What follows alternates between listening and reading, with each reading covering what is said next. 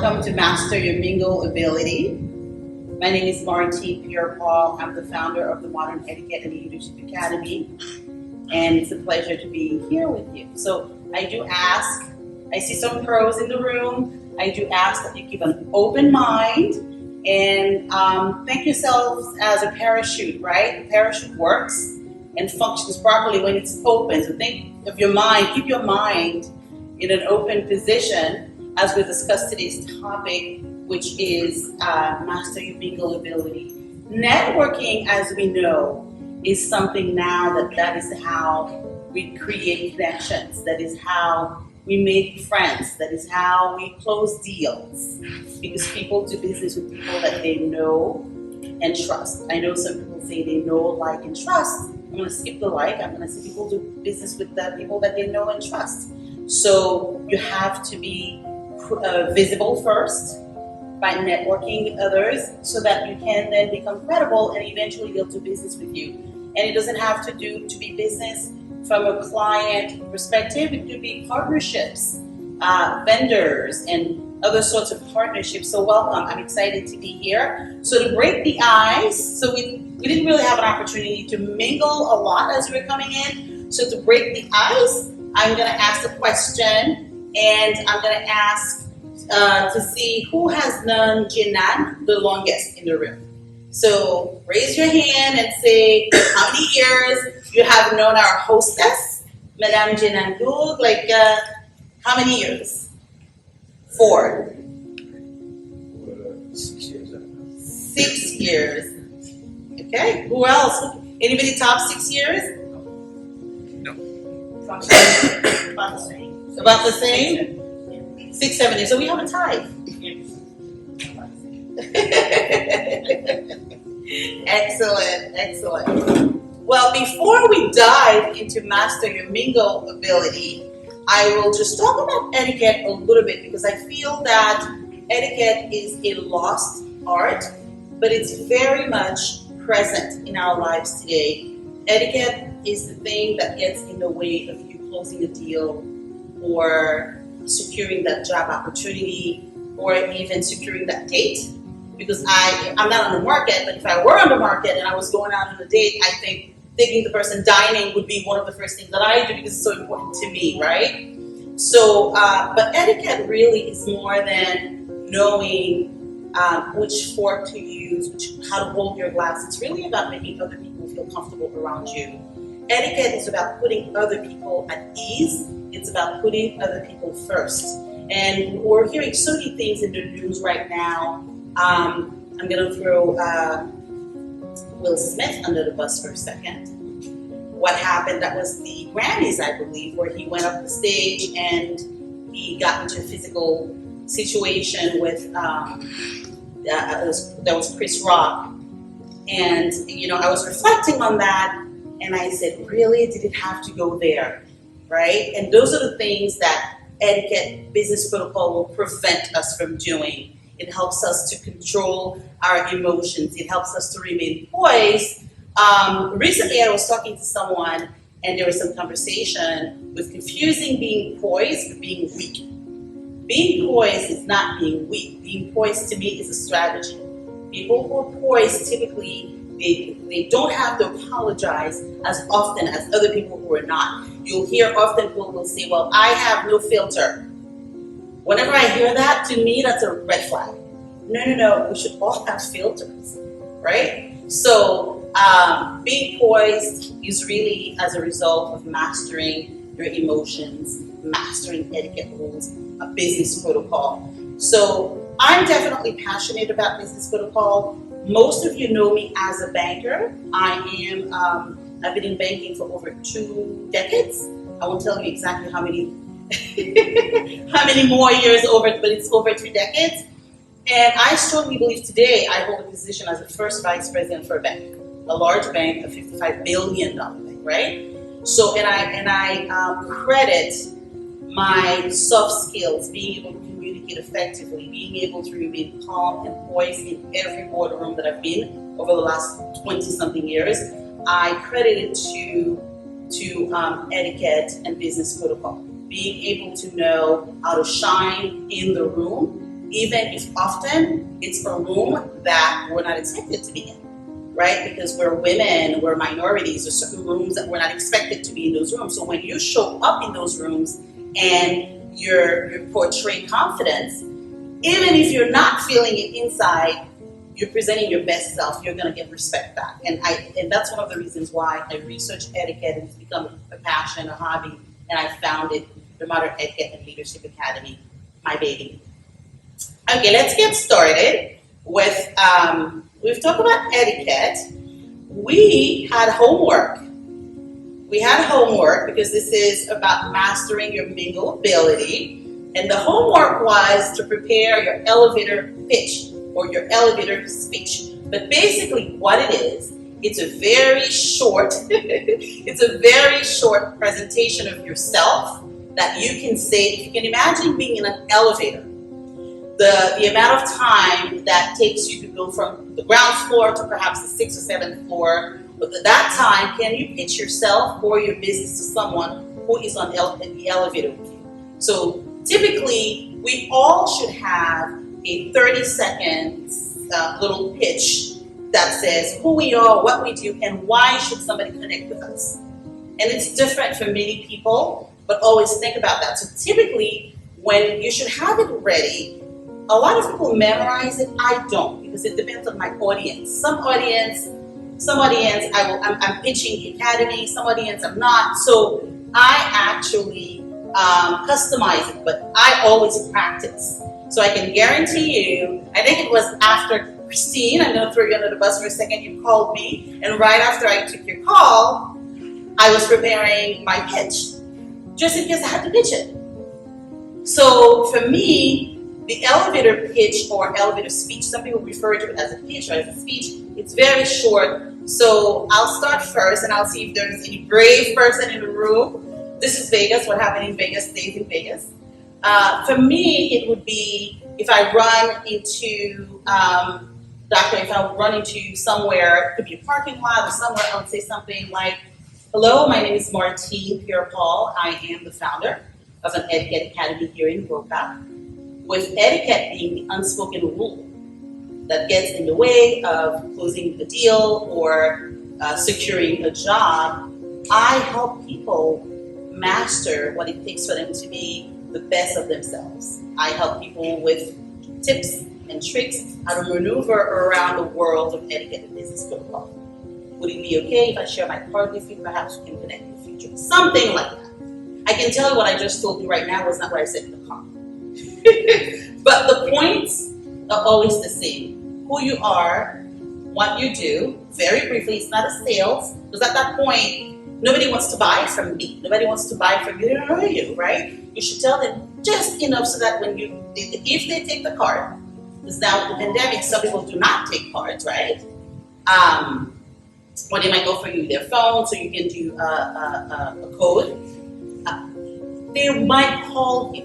So it's the same thing when you attend a networking event or a meeting and everybody's going around the room and we have to introduce ourselves. It's the same concept. Very brief. I'm sure we all have been in those rooms where somebody goes on for 5 minutes, which is supposed to be 30 seconds. That delays the host or the hostess because now there are probably 10 more people behind that person and the host and the hostess has it all scheduled. So the elevator pitch, you say who you are, you think about why what you do is important to other people or the other person in front of you, and you ask to connect and you move on. Just enough so that when the elevator doors open, the person goes on his way, you go on your way. Hopefully you'll connect in the future. Let me pause and take your reaction because I want our session to be interactive. Take a reaction. Does that make sense? Does anybody have an elevator pitch? Have you used one? Maybe? Or have you been in a meeting? Did you have a comment? No? Okay. Okay. So maybe you've been in a meeting where someone just goes on for 5 minutes and it's uncomfortable for everybody else in the room. That's why etiquette is about making other people around you feel comfortable.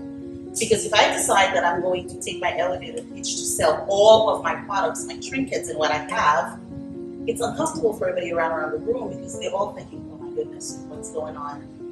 Maybe she didn't hear the instructions. So we don't want to do that. So having said that, I am going to ask you to introduce yourself, but you don't have to go into 30 seconds. Perhaps you could say first and last name, and that's all, right? So we will do that so we can break the ice a little bit about in the room. And I will not call anybody, but I will take volunteers. My name is Christine Sergas. I represent my brand, Boyobiz. I custom make all my jewelry. Please let me know if at any time you need gifts or are interested in these and what they could do for you, and I'll be happy to pass you my card. My name is Dr. Edouard Saint-Just. I'm running for the president in Haiti. And I do have a plan which includes 12 points that will take Haiti back to its position in the world. That would be my card, which includes my site, which you like to take a visit. Let me know what you think. What happens is that now people may not want to exchange cards because of the pandemic. So just know that people don't always accept the card. They may hand you their phone to take a code and things of that nature. So don't be offended if you hand your card to someone and the person doesn't take it, or vice versa.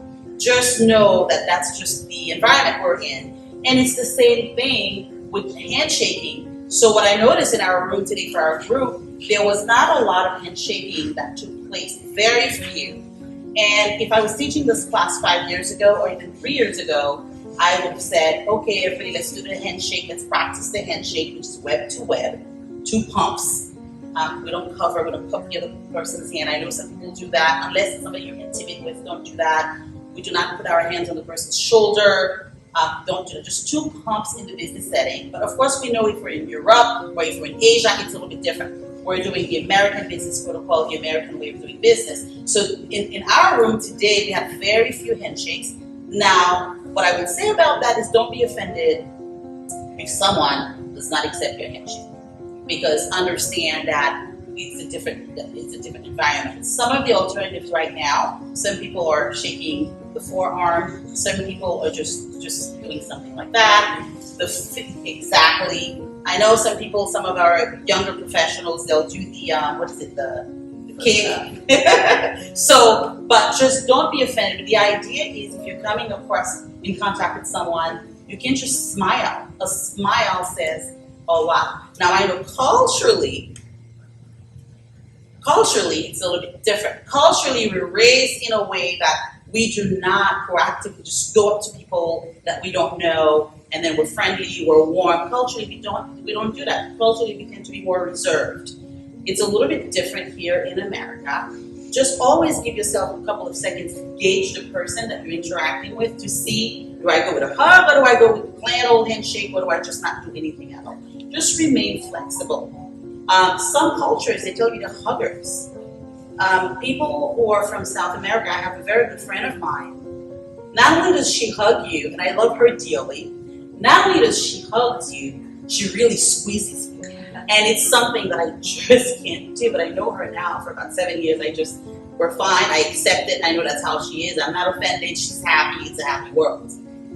So I'm gonna go off script for a second here. Something that I realized, thank you so much for doing the introduction, Doctor. Something that I realized that Doctor did, which I was so pleased to see you do it. It's supposed to happen later in our session, but I saw you do it. I said, I'm gonna just talk about it. And today we're having champagne. And a little tip about that is when you are drinking in a glass that has a stem, always hold it by the stem.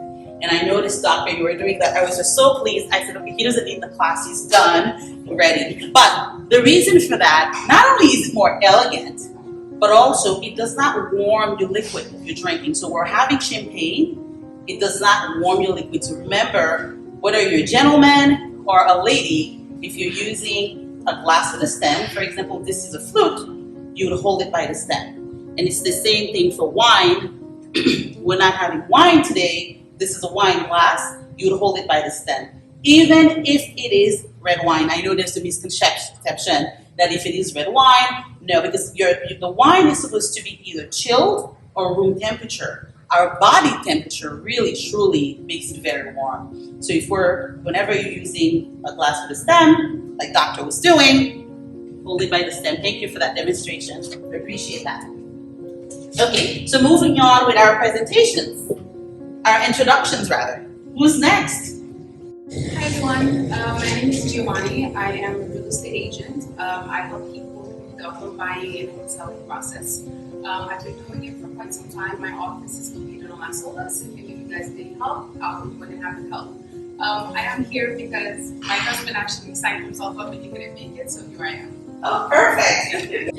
My name is Norman Matthew. I'm a U.S. veteran from the U.S. Army. I'm the Thank president you for your of service. Thank I'm you. the president of Safety Trunk Security. And I just moved to Haiti to help with the situation now. Hello. Hello, my name is Joe Michel. I've been in the retail industry, mostly cellular industry. And since you mentioned not being able to hug, there's something in all of the phones called a QR code where you can put all of your information. And the person can actually scan it. Once you scan the QR code, it will give you all the information that you need. Yeah. And it's vitally important for you to have that as opposed to exchange business cards. Yes. You just put the QR code on. It's on every phone. And I'm also in the printing industry. I do work for a printing corporation. Yes. In fact, I have it. So it's very easy. If anybody scans the code, it'll take you directly to here on my website. To my website where you can view it without exchanging the card. But also, maybe some people have forgotten their cell phones in their cars. I also have my card with me, so I carry both. And did you just notice how I just have it in the pocket, easy? Because sometimes we have a purse, we can't find the card. If we're attending a networking event, you need to be readily available to either use the phone or hand a card and then move on. Anybody else cares to say hello and introduce themselves this afternoon? We're going to welcome our group. Welcome. Hi, my name is Efraim Lucien. I'm here with the HAAMCC national soccer team, some of their players, the head coach as well. Welcome. A manager and team manager. Welcome. Yes, please, welcome. Hello, my name is Ralph Pinelpia. I'm a graphic designer and 3D animation maker. I do both cartoon and book illustration too.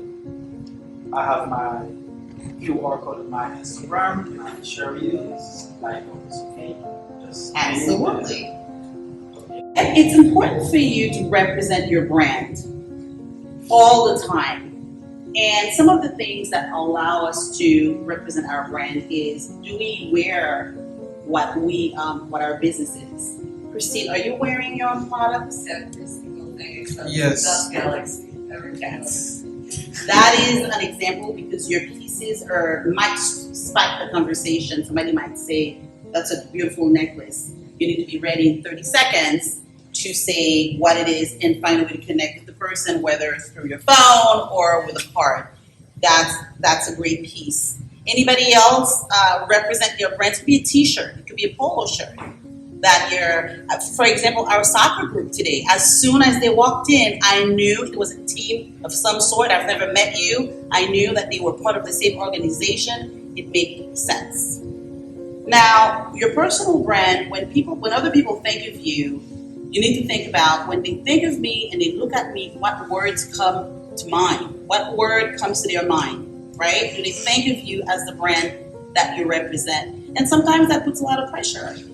Christine, sometimes maybe you want to wear something else and you're thinking no, but you know, it's just people think of you as your brand, and that's why some people, they wear a polo shirt or they'll have a name tag to keep the brand top of mind all the time, right? And what feeling do people have when they think of you? Do they think of you as somebody who cares, welcoming, receptive, or do they think of you as, oh my goodness, that's not somebody that I want to invite to my house for Sunday dinner? you know. So I do know a couple of people that will not. My joke is I'll have coffee, but not a 5-course meal. It needs to be very quick. 20 minutes, we're done. All right. So when it comes to networking, communications is key. We just spoke about your 30-second elevator pitch, elevator speech. We need to think about what's visual, what's verbal, and non-verbal cues. Did you know that when you look at your interaction with someone, words, the verbal, only account for 7%, the tone of your voice, 38%, and do you know what the rest is, the 55%? Body language, your nonverbal behavior. Regardless of what you're saying, what they're hearing, how great it sounds, it's your body language. So always be mindful of that.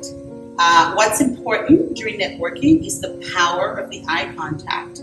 I know culturally we're better with that, but I know culturally eye contact is not something that is maintained. But here to the business in the US, eye contact is absolutely necessary. As you're shaking that hand, if you're shaking hands, or smiling, if you're smiling, that eye contact is key because it establishes trust. If you look away or you look down, I know for some cultures it means it's respect. Here in the US, for the American protocol, in business in the US, it's something that you definitely want to maintain eye contact. The handshake is not dead. Some people say it's dead. It's not. We spoke about that, the different ways to shake hands. There are two that I want to mention, very important. And ladies, I'm not going to throw us under the bus, but sometimes, and gentlemen too, I will throw the gentlemen under the bus. Sometimes, gentlemen, your handshake's too hard. You don't want to crush the other person's hand. So be mindful to have a firm handshake. You're doing your 2 pumps, but you're not leaving the person at a point where the person has to go and ice the hand. And ladies, for us, we need to show and demonstrate confidence when we're shaking hands. We have to give the 2 pumps very firmly. We don't want to offer what's called like a jellyfish or a dead fish handshake. We don't want to do that. We want to be very firm. Likewise, ladies, we're not going to crush anybody's hand, but we need to demonstrate a very firm hand. And for the purpose of networking, you know how if you're networking, perhaps if we're standing in the room. Now, our hostess is very generous today. She has us seated. Most networking events, you're not seated. Most networking events, you're standing up, correct?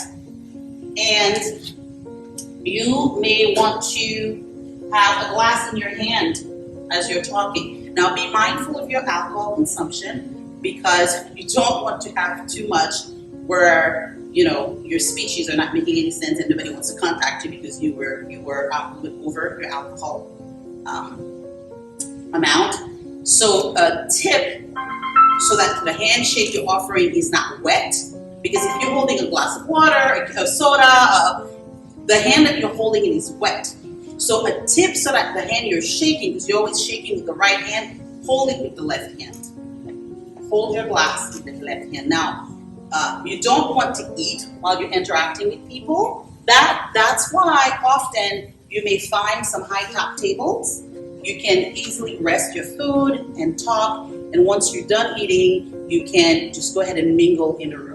It's okay if you're holding a drink in your hand. Hold it with the left hand.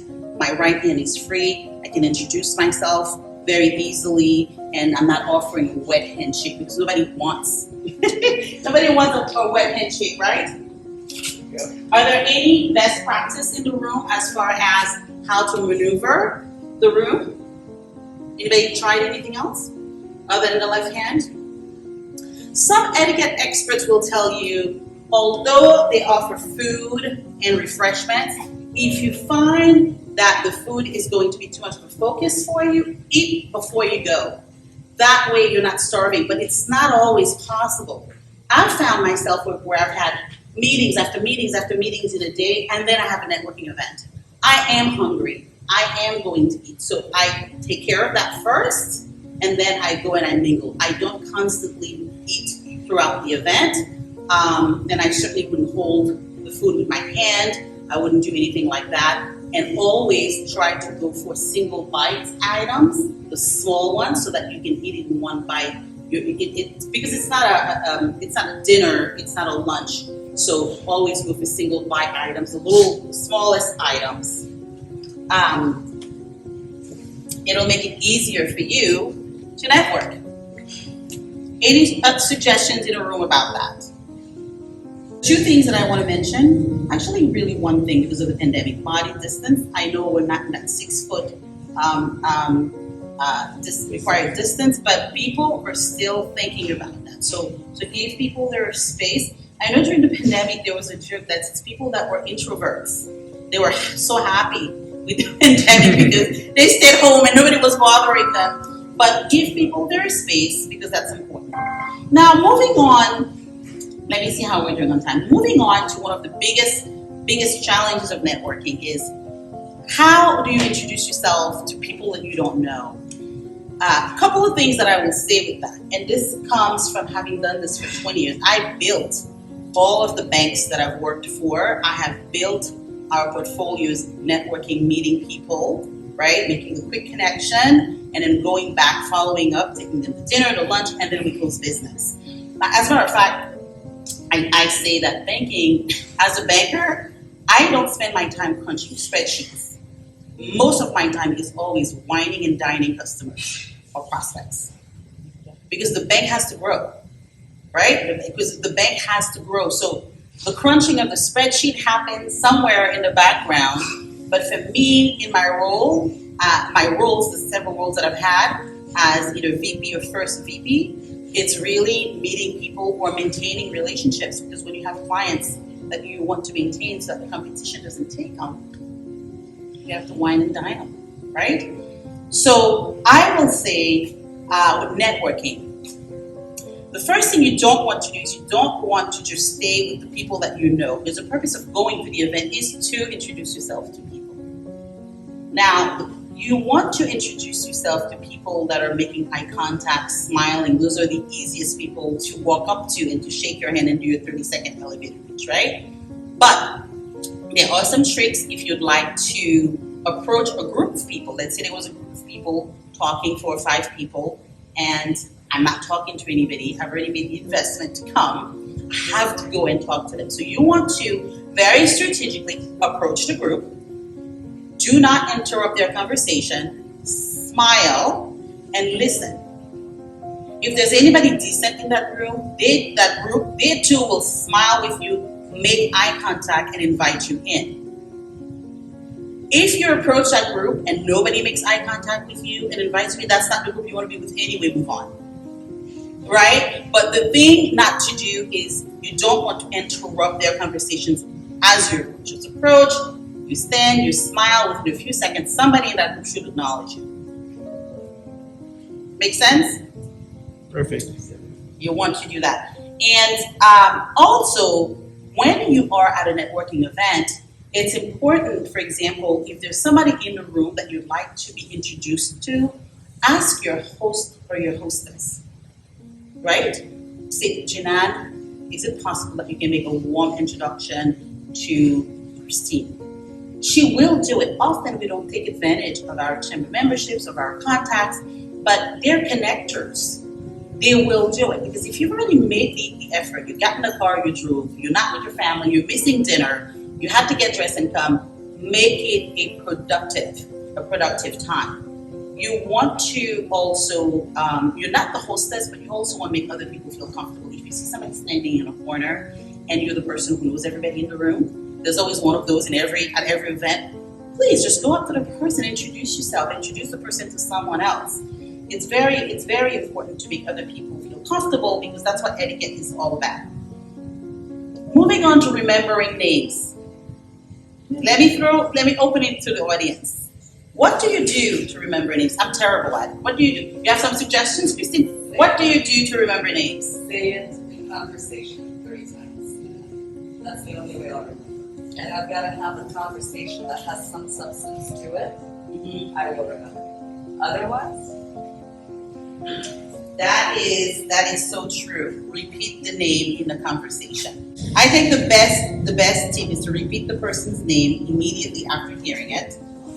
Use the person's name occasionally during the conversation. Christine is saying for her 3 times work. Maybe for me, it's 5 times, but repeat it occasionally in the conversation. Ask for a business card, right? The other thing that seems to work also is, especially if, let's say, it's a phone conversation. The person might be from elsewhere and you don't know how to pronounce their name. I use those couple of opportunities. How do you say it? I want to hear how you say it. I want to talk to you to say the name of, no, that's disrespectful. I'd love to hear how you say your name. Yes. And then you say it back for them to say, yes, that's dope. That's my next point. Ask the person to say it, or even ask them to spell it. Now, with names and contact information, naturally you want to make sure that you register those immediately, whether it's on your phone or to make a connection in the future. If they're offering you a card, one thing to stay away from is you don't want. So networking is almost like speed dating sometimes, but it shouldn't be. The old way of networking was about, I'm going to go here, I'm going to go to this event, I'm going to see how many people I can meet. It was like hunting. Networking is not hunting, not anymore. That was the old way of networking.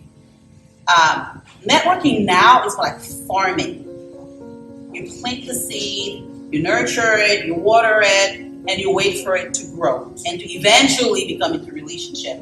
It's very important for all of us to remember, just because we attended a networking event doesn't mean that tomorrow my phone is going to ring, I'm going to have business. Because visibility turns into credibility. The person may want to see me a few more times in the community before they call me. Sometimes it takes a year, sometimes it takes 7, 8 touches. Meaning you meet the person at the networking event, you go, you connect with them on LinkedIn, you invite them to lunch, you talk to them, you email them, you send your newsletter before they give you business. Sometimes it takes 7 or 8 touches before somebody gives you business. So it's about farming. It's not about hunting. So when the person hands you that business card, you don't want to avoid having 5 other cards in your hands, because it really doesn't feel good that your card is going to 20 other cards. You can see the person's a little bit disorganized. Avoid doing that. When the person gives you the card, I always take the time to take a look at it, read it, maybe I'll make a comment about it. I don't just take it and put it to my other 20 cards. It just doesn't feel right? Because etiquette is about making other people feel comfortable and putting them at ease. I have a question. Yes, go ahead with the question, Janelle. Nobody has any questions before me? I don't feel comfortable going out to a networking event and giving my cards, because I feel like every time I give them my card, they put me on the list. Next thing you know, they're asking me to buy 50-year-old health insurance. I'm not 50. So I don't want to give my cards. Yes. So for our group that is here today, the best way to do it and for you to have the best return is if you exchange information, contact information with anyone today. The best thing to do is perhaps send them a LinkedIn request if the person's on LinkedIn immediately, within a day or two, so that the person doesn't forget who you are. I would say, Jinan, It was nice meeting you. it was nice meeting you at the Chamber Networking. I would love to stay connected here with you on LinkedIn. I'm sending you an invitation. Number 1, don't send a generic invitation that just everybody does. Add a little note, personalize it. Right? And number 2, this is not the time for me to blast her with my flyers, pictures of my products. Like, this is not the time, because what's going to happen is she may not accept my invitation. You have to earn. You're farming. You're not hunting. Networking used to be hunting. Used to be speed dating. It's not that anymore. And naturally, what should happen is, hopefully, if they're spamming you, you can always unsubscribe. If they really legally should give you the option to subscribe to it, then you can unsubscribe. But we don't want to be in that situation. We don't want to be the person that everybody's blocking or unsubscribing from, because we're a bit too pushy with the way that we want to push our products. It takes time. This is about the sales process. When I was doing the class, setting up the class with Jinan, I said, this is about the sales process. Typically, you'd meet someone at a networking event or an elevator somewhere, and then you're just dropping the little 30-second nuggets, and then you have to continue to nurture the relationship until it turns into sales. It doesn't happen overnight. So that, as you were saying before, if I meet somebody and I send them a text or an email saying, we met in such and such place, so if they have to remember who I am, Once I send them that email, they can see my picture and my information. That goes out with emails that we send out to or that we respond to. And I'm going to take a little step on the side and talk about reply all. Don't do it. Only reply to the people or the person who is on a need-to-know basis as far as the email is concerned. Case in point, I received an email yesterday that was sent to 417 people, right? Someone returned a response in the email stating that their email address has changed or they had another email, they had another phone number. The other 415 of us did not know that. These people are really crowding your inbox. Let's not be the people who do that. And it's important for us to also think about not responding. We're talking about poise earlier, Jinan, you missed that. We're talking about not responding to email when we're upset, right? It's best to leave it alone and to come back to it. And definitely to read it, reread it, because sometimes we send an email, if it goes to the wrong person, forget it, that we did not intend to do. So poise is something that is key in etiquette that allows us to remain professional at all times. And I would say, Jinan, with yours, I'm gonna add something. I wish these people had asked you if you'd like to join their distribution list or their newsletters or anything like that, to give you the option of saying yes or no. Right?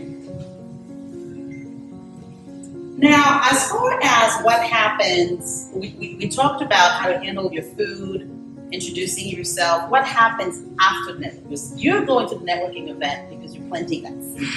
What happens after the networking event? Visibility, by the way, I recommend at least 2 a month, 2 networking events a month. Because you need visibility, because that'll build your credibility for the person to say, oh, I've seen Dr. before, I've seen Christine, I've seen Camille before, and maybe I'll think about it, and they'll find your card. It just doesn't happen because they've seen you once. Because we'll all be super successful, they'll have a lot of business. What happens then? Any success stories or not after you've attended a networking? What's your strategy typically after you attend a networking session? Only reply to the people or the person who is on a need-to-know basis as far as the email is concerned. Case in point, I received an email yesterday that was sent to 417 people, right? Someone returned a response in the email stating that their email address has changed or they had another email, they had another phone number. The other 415 of us did not know that. These people are really crowding your inbox. Let's not be the people who do that. And it's important for us to also think about not responding. We're talking about poise earlier, Jinan, you missed that. We're talking about not responding to email when we're upset, right? It's best to leave it alone and to come back to it. And definitely to read it, reread it, because sometimes we send an email, if it goes to the wrong person, forget it, that we did not intend to do. So poise is something that is key in etiquette that allows us to remain professional at all times. And I would say, Jinan, with yours, I'm gonna add something. I wish these people had asked you if you'd like to join their distribution list or their newsletters or anything like that, to give you the option of saying yes or no. We talked about how to handle your food, introducing yourself. What happens after the networking? Because you're going to the networking event because you're planting that seed. What happens after the networking event? Visibility, by the way, I recommend at least 2 a month, 2 networking events a month. Because you need visibility, because that'll build your credibility for the person to say, oh, I've seen Dr. before, I've seen Christine, I've seen Camille before, and maybe I'll think about it, and they'll find your card. It just doesn't happen because they've seen you once. Because we'll all be super successful, they'll have a lot of business. What happens then? Any success stories or not after you've attended a networking? What's your strategy typically after you attend a networking session? Sometimes I have a family, I have children. Sometimes my work takes priority. It is what it is, right? If I have to get on a plane and fly to New Jersey, I have to get on a plane to fight. That's the priority. At the same time, if it's my children's birthday, if there's a soccer game, that's the priority. The balance is never there. Sometimes I work 20 hours a day. Sometimes I work 5 hours or 4 hours. It depends on what's going on. Now, what's happening is a lot of the software, if you are with an organization, but you can time yourself too, is even if you're working late at night. I work at 1 o'clock in the morning, but I'm very mindful not to send emails out at 1 o'clock in the morning. It's going to wake up the person in the middle of the night. You can schedule your emails to go out the next morning. I know things are very inflexible now with the pandemic. We're used to being at home. The house becomes the office. You have no separation. But we need to go back. If it's not the 9 to 5, the 8 to 6, as far as when we're calling people, when we're emailing people, because people, their cell phone is the office. They may have it next to their bed. If that's the time that I'm sending my emails out because it's what's convenient to me, that is not considerate for that person. You can schedule your emails to go out. I recommend no earlier. I still do 9 o'clock, but no earlier than 8 o'clock. Cut it off at 6. You can still do the work, but the other person shouldn't have to be imposed to your hard schedule, right? Find it. I hope everybody in the room, you're taking some notes. It might not be everything, but little tips and tricks that you might apply to your situation to make it work for you. But definitely, we do not want to text people late at night or email them. Not for business purposes, but even in the social setting, we want to be mindful of that. And they're specifically in Togo. They're sometimes 4 hours ahead of me or 5 hours ahead of me. I always try to be careful. Right now, if I need to reach the CEO, I try not to do it after 5 p.m. my time because it's already 9 p.m. for him. So the other people should really think about that. But in your case, you have to answer the phone. I too have to answer my phones early because sometimes our team in Togo, sometimes they're calling me at 4 in the morning because they're already in the office and they forget. But proactively, we should try not to do that to other people. So with the follow-up, so definitely we're suggesting immediately within 24 hours. There are different ways you can follow up. You can email, you can send a LinkedIn or invitation. That's a great place to connect with people because it's a professional setting outside of the typical Facebook and Instagram and things like that. With that, I would say if you don't have a LinkedIn profile, everybody should have a LinkedIn profile. Just be sure that the LinkedIn profile is utilized for business purposes only because it's a professional platform. Anything related to family or social can then be transferred onto your Facebook page if you have a Facebook page or your Instagram. But the LinkedIn should be kept strictly for professional business. The attire for your headshot on LinkedIn should also be a professional headshot because that's your brand. Again, we're talking about you represent your brand.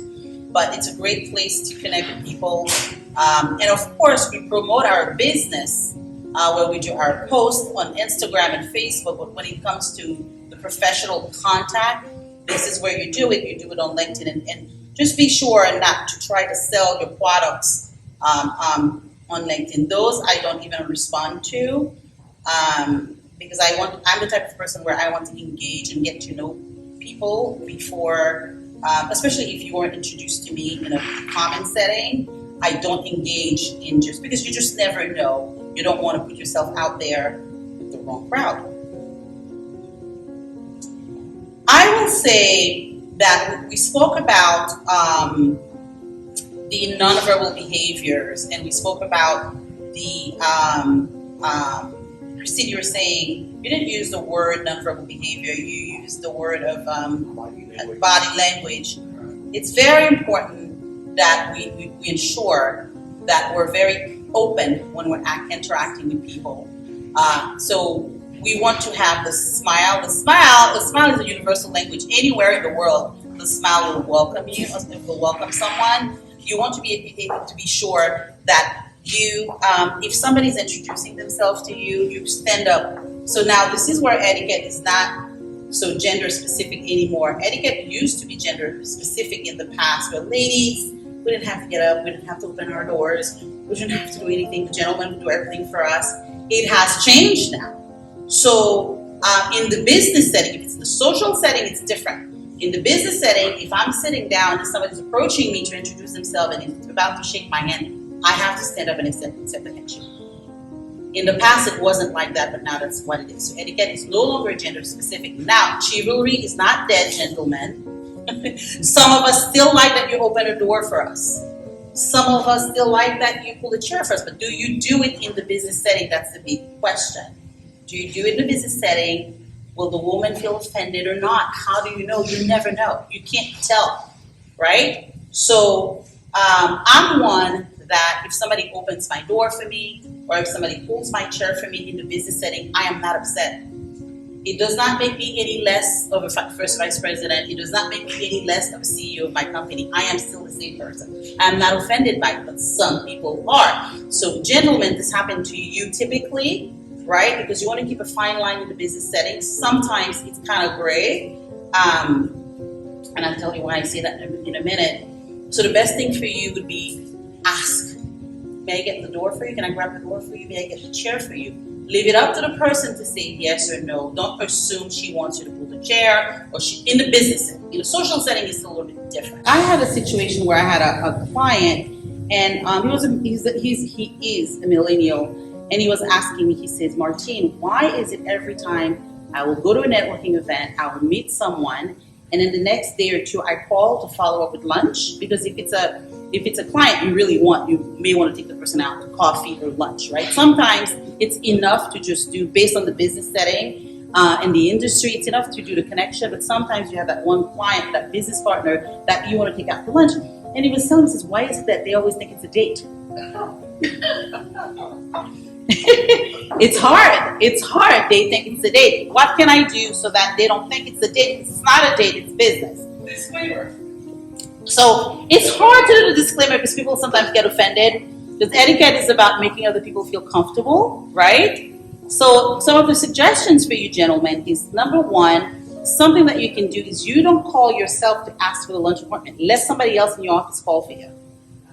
One. Number two, keep it during business hours. Don't do it late in the afternoon, right? Do it at 11:30 in the morning, noon, right? And certainly no alcohol. No wine, no alcohol. Typically, when you take a client out, the client should know if it's a business not to drink alcohol, but the client can always have alcohol. You don't necessarily have it, but your guests can have it. They can choose to have a glass of wine because you're taking them, you're going to pay for everything. Of course, they don't pay for anything because you invited. The person who does the inviting does the paying, right? They can have alcohol. You can't. But in a case that they might think that it's a date, it's the same thing for us ladies. Sometimes we're inviting somebody to lunch, they're thinking it's something else, they're ready to pick up the check. No, we invited you, we're gonna pick up the check, right? And there's some little tricks that we can do to avoid the check from even coming to the table. Leave your credit card at the restaurant, the waiter up front, tell them, "I'm going to settle my bill on that card. Don't even bring the check to the table." It happens to me all the time. I'll invite clients to lunch and they'll want to pick up the check. No, it's my treat. I invited you. So now the check doesn't come to the table at all. So there's no discussion, no argument. In the case that it's a back and forth, sometimes in a situation, right? Even with friends, "No, I'll get it. No, I'll get it." Just say, "Okay, let me take it this time. Next time you take it." End of the story, done. If they choose to partake in alcohol, sometimes for them it gets a bit tricky, I guess. Not that they think it's a date, but it's just like, well, it's at a nice restaurant, drinking is involved. How do you navigate that? Yes. Unfortunately, your guests, they can order alcohol. Now, if it's a guest who has well-developed soft skills, has manners, they know not to do that. They know not to order the most expensive item on the menu. They know not to do that. But unfortunately for you, you can't have it, but they can. Now, you can choose to have a glass since you're celebrating a win or closing, but I would refrain from no more than one. Often what I'll do is you'll see I have a glass, I never drink it. It's the same glass that I have the whole night, right? I mean, we need to, because we want to remain very aware of what's going on. Now, really, in that case, your guests, is the one that needs to have more polished skills, so to speak, but that can happen.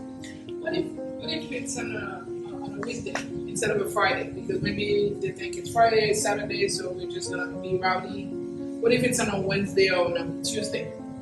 You can tell the waiter not to bring the wine card. The wine is, that's why you have to get to your restaurant early enough. If it's something where you absolutely don't want to have anything to do with that, you can ask the wait staff early on, not when the client is there, is just to bring the menu and soft beverages, no alcohol. It's not a big drink, so they're aware of that. No, the host can have a drink. It's not recommended, but in the case that you think they're gonna think it's a date, it's better to remain from alcohol. Yeah, stay away from it. You can ask your wait staff not to bring the wine card to the table. They won't. If you think it's gonna be an issue. But if you're taking someone as a hostess, you're taking someone to lunch or to dinner, you have to be prepared to know that they may want to get a cocktail. Now, a well-mannered person will know not to order the most expensive thing on the menu and not to order maybe. For example, the host or the hostess should always be the person that orders wine. Always. Could you imagine if you have a guest who looks at the wine list and goes for a $1,000 bottle of wine? You have to pay it, right? So, but not everybody knows that. Not everybody knows that. Don't take too much. Can I suggest that if you're gonna get in the habit of taking people out for drinks or for dinner or whatever, celebration, that you develop a relationship with wherever you're going. Yes. So if you're always going to this restaurant, that's why you usually take them. So you have created a rapport, a relationship with that restaurant, and then whoever the servers or whenever they see you coming, they know what it's about. And Yes. That's a good best practice to have a go-to restaurant if it's convenient for your customers. Because always you kind of want to pick it where it's close to them, but it's a good best practice to have a go-to restaurant. But you can always ask them not to bring alcohol to the table at all. You can do that. Or if you want to control it, you can very quickly order one bottle. If you're doing wine, you can order one bottle for the table, and that's it. Just ask what's a preference. Do we have a preference for red? Do we have a preference for white? And then you order the bottle and you're done. We mistaken that you must have alcohol to have a toast. It is not true. You can have a toast with water in the glass, even at weddings. You can have it with juice, you can have it with anything. Champagne or non-alcoholic champagne, you don't have to have alcohol. Right. Now, here's the thing. If you are a host, you can order any bottle of wine you want. If you are a guest, you cannot order the wine. The host has the bottle of wine could go from $40 to $1,000. That's one thing. But if it's what they're already selected, you have to go with that. It's almost as if you go to somebody's home for dinner and you don't like what's cooked, right? They always say, try a little bit of everything unless you're allergic to it. There's nothing you can do. Because in that case, it's going to offend the host or the hostess. Because sometimes people will invite you to lunch or dinner. They're on a budget. Or, for example, seriously though, when it comes to corporate, those of us in a corporate setting, there are limits. There are limits to how much you can spend when you go with a client, because there are policies and procedures that you can't spend too much money on a client because it's considered bribery. There's so many things, right? So it's the same thing. I'm in banking. I cannot take gifts more than $25. If somebody gives me a gift more than $25, I need to share it with my team, it's my employees, or I need to give it to charity. So if somebody's taking me to lunch, I have to be very careful that they're not taking me to a restaurant that is outrageous or an event that is outrageous, because tomorrow they might come to me and ask me for a loan. Then what do? I'll compromise, right? Ensuring that we keep those things, unless we're celebrating during the day, is the way to go. Making sure that we're dressed appropriately. It's better to be overdressed than underdressed. I was just going to tell you a story about that. And I know we're at 7:55. There was, let me see who's been watching the news, or maybe Twitter or all that. There was a political figure.